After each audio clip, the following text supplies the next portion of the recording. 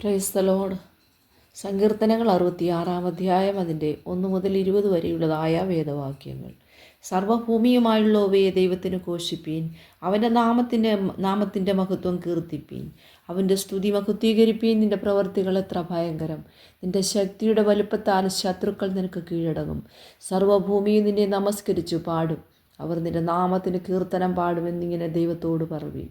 വന്നു ദൈവത്തിൻ്റെ പ്രവർത്തികളെ നോക്കുവീൻ. അവൻ മനുഷ്യപുത്രന്മാരോടുള്ള തൻ്റെ പ്രവൃത്തിയിൽ ഭയങ്കരൻ. അവൻ സമുദ്രത്തെ ഉണങ്ങിയ നിലമാക്കി.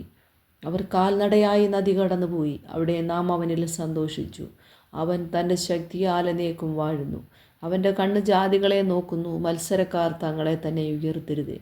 വംശങ്ങളെ നമ്മുടെ ദൈവത്തെ വാഴ്ത്തുവീൻ, അവൻ്റെ സ്തുതിയെ ഉച്ചത്തിൽ കേൾപ്പിപ്പീൻ.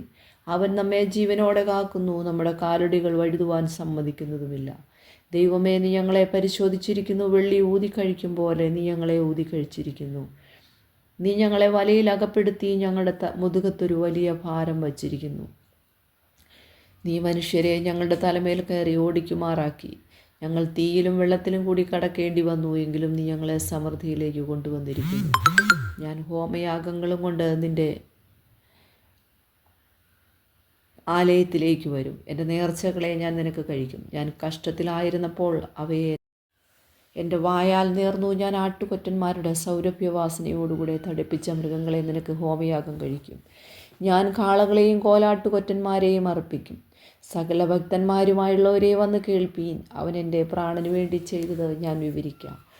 ഞാൻ എൻ്റെ വായ കൊണ്ട് അവനോട് നിലവിളിച്ചു. എൻ്റെ നാവിന്മേൽ അവൻ്റെ പുകഴ്ച ഉണ്ടായിരുന്നു. ഞാൻ എൻ്റെ ഹൃദയത്തിൽ അകൃത്യം കരുതിയിരുന്നുവെങ്കിൽ കർത്താവ് കേൾക്കുകയില്ലായിരുന്നു. എന്നാൽ ദൈവം കേട്ടിരിക്കുന്നു, എൻ്റെ പ്രാർത്ഥനാ ശബ്ദം ശ്രദ്ധിച്ചിരിക്കുന്നു. എൻ്റെ പ്രാർത്ഥന തള്ളിക്കളയാതെയും തൻ്റെ ദയ എങ്കിൽ നിന്ന് എടുത്തു കളയാതെയും ഇരിക്കുന്ന ദൈവം വാഴ്ത്തപ്പെടുമാറാകട്ടെ.